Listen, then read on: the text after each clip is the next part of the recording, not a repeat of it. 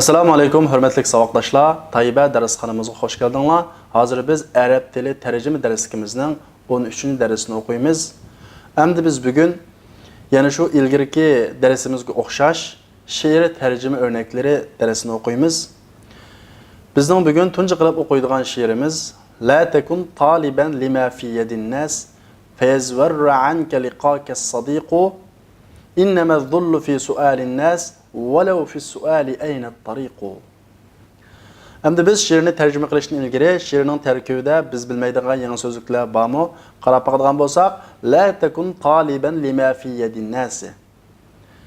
Sən bomğın tələb qılğıcı لِمَا فِي يَدِ النَّاسِ, kişilərin quldakı nəsini. Sən kişilərin quldakı nəsini tələb qılğıcı bomma. فَيَزْوَرَّ. Əmdə fəyəzvərrə digən fiilin əsaslı olsa izvərrə yəzvərru.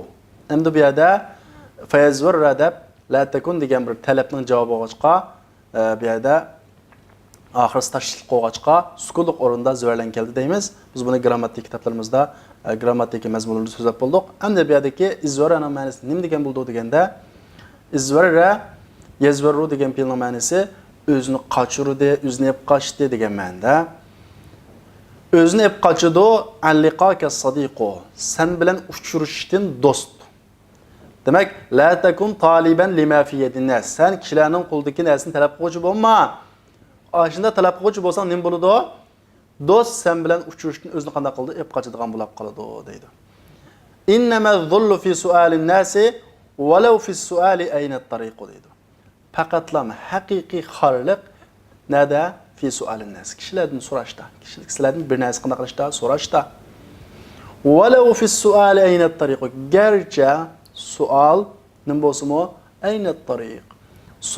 Yol nədə degan sual bolğan təqdirdimi? Sual degəndə nim ba? Xarlıq var deməkdir. Demək, əmdə biz bunu ölçəmlik nəsri şəkildə tərcümə qılsaq, kişilərin qoldakı nərsini tələb qılğıcı olma.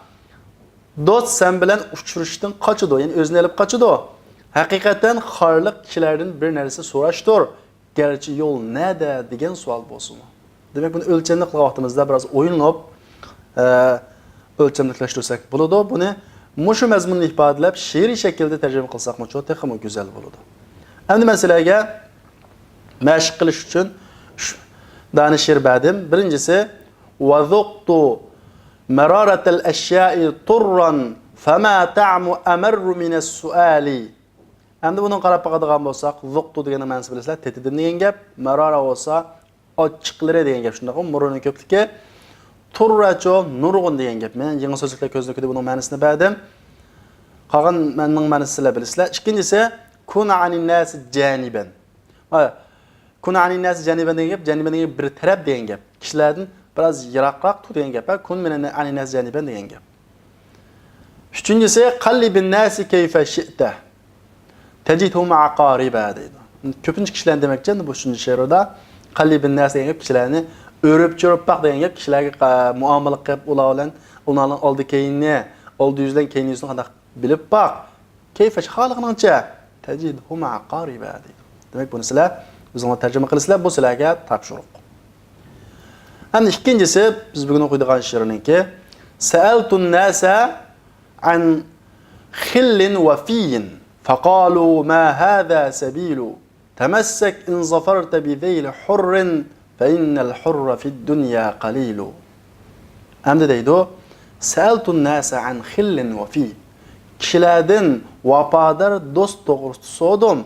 Faqalu ular dedi ma hadha sabilu. Bunun yolu yox. Bunda həqiqi vapadar dostunu çox tapanmaysa köp hallar deməkdir. Şiirdə şunda ifadələyir. Təməssək in zafarta bi zeyl hurrin. Əmdə zafarta zafara degen gəp, zəfər qazandı, utuq qazandı degen gəp. Adam qandaqlığa vaxtında zəfər qazandı, irişkə vaxtında. Məqsəd qılğan nəsə qandaqa vaxtda irişkə vaxtıda. Şuna zafarının əsli mənası irişiş degen gəp. Şuna təməssək çın tutqın əgər irişsən. Əgər aşında bir dost qandaq qalsan, irişsən çın tutqın bi zeyl hurrin. Hörnün misini pişini, zeyl degen gəp, quyruq degen gəp, hayvanlığa gəlsə quyruq degen buldu, adamlar gəlsə pişi degen buludu. Hörnün quyruğunu tapa alsan, hörnü qandaq qalsan, irişə alsan hörgə, hörnün pişini çın tutqın Fe innel hurre. Çünkü hür adam dünyada kanda az doğurur. Yani ki hem cihetli hür, başkalarının gözü qarab qalmaydigan demekçe. Demek hem biz bunun ki asasi ma'nosini tushundik bu şeyning. Hem bunu o'lchamli shaklda nasl tarjima qilsak, men kishilardan vafodar do'st haqida so'rsam, ular bununla erishishning yo'li yo'q. Ya'ni ma hada sabilan gap, bunun yo'li yo'q degan gap, bununla erishishning yo'li yo'q. Agar erishalsang, erkin odamlarning peshiga ching esil. Agar tepalab qolsang, erkin odamlarning peshiga ching esil. Chunki erkin odamlar dunyoda ozdir. Bunu ölçemli şekilde, şiir şekilde qilib baxsanglar bo'ladi. Hamda masalaga mashqqa şiir badim birincisi uallimuhur rimayata kull yawm. Rimadan gap o'qiy aytish degan gap. Falamma ishtadda sa'iduhu ramani. Ana şiirda kinoya so'zlarni ko'p qo'llanadi. Masalan, falamma ishtadda sa'iduhu ramani. Men uningga har kuni o'qiy aytishni o'rgatdim. Falamma ishtadda sa'iduhu. Ishtadda degan gap qattiq bo'ldi degan shunday-ku. Saatço bilik degan gap, bilek. Onun biliki qetib edi, manga atdi. Demek, onun ben her gün o'qiy etishni o'rgatsam, onun biliki qatqan hamon manga atdi. Xiyonatkor do'stlarga qarab aytilgan she'r. İkincisi, da'val ikha ala raqa'i kathira. Qarindoshlikning davosi bayashat vaqtlarda qanday ko'p. Bal fi shadaidi ta'riful ikhwana. Qanday uzantirib baxqinlar. Üçüncüsü ihdar aduka marra wahdar sadiqaka alf marra. Asasliq ma'şirlar xiyonatkor do'stlar haqida aytilgan she'rlar. Oltincisi yine biz bugün o'qigan she'rninki, üçüncüsü ad-dahru la yabqa ala halatin lakinnahu yuqbilu aw yudbiru. Fa in talqaka bimakruhihi fasbir fa inna ad-dahra la yasbiru. Endi biz bu she'rni bir söz yeşmiş şekilde tercüme qilib baxsaq, ad-dahru deganimiz zaman, devir degan gap. Zaman la yabqa ala hala. Bir xil holatda qolmaydi, qolib qolmaydi. Lakinnahu yuqbil aw yudbir. Lekin o oldini qiladi, keyni qiladi. Ya'ni bu yerda kinoya ishlatilgan, ba'zida sana bir yaxshiliklar olib keladi, ba'zida sana yomonliklarni olib keladi. Fa in talqaha bimakruhihi. Endi laqiyadan chiqqan gap bu uchrashdi degan gap shunday-ku. Endi bu laqiya degan filning oxiriga ba ulashib kelsa, bu o'timlikka aylantirib uchrashtirdi degan ma'noni ifodalaydi. Fa in talqaka agar uchrashtirsa sana bimakruhihi yomonligini, dunyo sana yomonlik, zaman sana yomonlikni qanday qilsa, uchrashtirsa fasbir, sabr qil. Fa inna ad-dahra. Chunki zaman sabr qilmaydi. Demak, zaman bir xil turib sabr qilmaydi, o'tib ketadi. Sabr qilib jim tura olmaydi, qanday qildi? O'tib ketadi deydi. Bunun ma'nosini, yashil ma'nosini tushunib bo'ldik. Endi o'lchamlashtirsak, davr bir xil holatda turmaydi, lekin u oldini qiladi yoki orqasini qiladi. Agar u sen yoqtirmaydigan ishlarga uchrashtirsa, ya'ni duchor qilsa, sabr qil, davr, ya'ni zaman qanday qilmaydi, sabr qilmaydi. Endi masalaga mashqina ikki dona she'r berdim. Birinchisi la yasbirul hurru tahta daymin va innama yasbirul himaru. Hür adam degan zulmni qanday qilmaydi, sabr qilmaydi deydi. Daym degan nima? Zulm. Fala taqulanna li diyarun lil mar'i kullul biladi diyaru. Daru deydi. Mening uyam beydi demagan odam uchun hamma ya uyi deydi. İkincisi el-hurru hurrun azizun nefsi haythu thawa ve şemsu fi kulli burcun zatu anvar. Endi bunun ichida siz bilmaydigan azizun nefsi degan gap qimmatlik, oliy, himmatlik degan gap. Qimmatlik shunaqla oliy, himmati bor degan gap. Thawadcho o'rinlashdi, joylashdi degan gap. Burj degan gap. Shu yulduzlarningki ichidagi burj.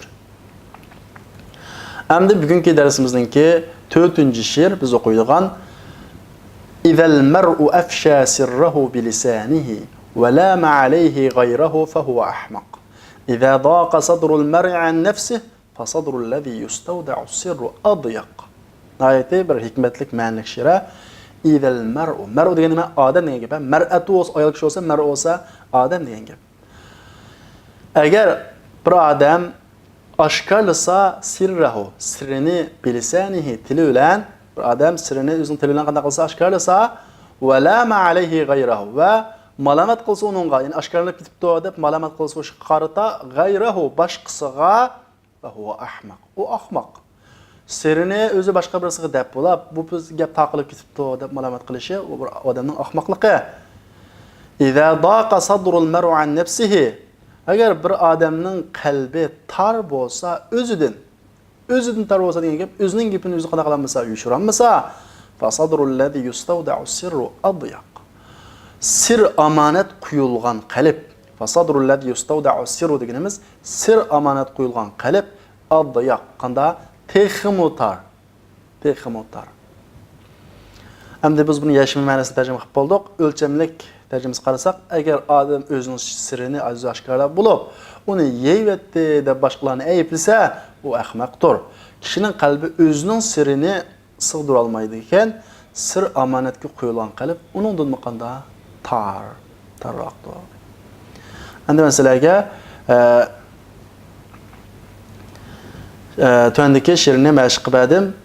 Fakam anta tanha va la tantahi. Oldinizda kimniki istifhomu yoki xabariya buni diqqat qilsak, she'rlarda ko'p hollarda bu xabariya ma'nosida keladi. Va tusmi'u wa'dan va la tasma'. Faya hajar ash-shahdhi hatta mata tusinnu al-hadid va la taqta. Nayt hikmatli she'r. Sizlar tarjima qilinglar, buning ichida sizlar bilmaydigan so'z hajar shahziya bilaytash, pichoqni chaqlaydigan bilaytashni ko'rsatadi. Sanna yusinnu tusinnu ma'diki ittiklatdi degan ma'noda, tusinnul hadid degan gap, tumirni ittiklatsa, lekin o'zan qanday qilmaysa, kesmaysa. Demak, o'zi so'zlab amal qilmaydigan odamni bir bilaytashga qanday qilgan o'xshatgan. Unda bo'lsa vaqtdoshlar, bugungi dersimiz mushada oxirlashdi. Kelarki soatlik dersimizni ko'rishaylik. Assalomu alaykum. لو قد ذقت من حلواه طعما لا آثرت التعلم واجتهدت ولم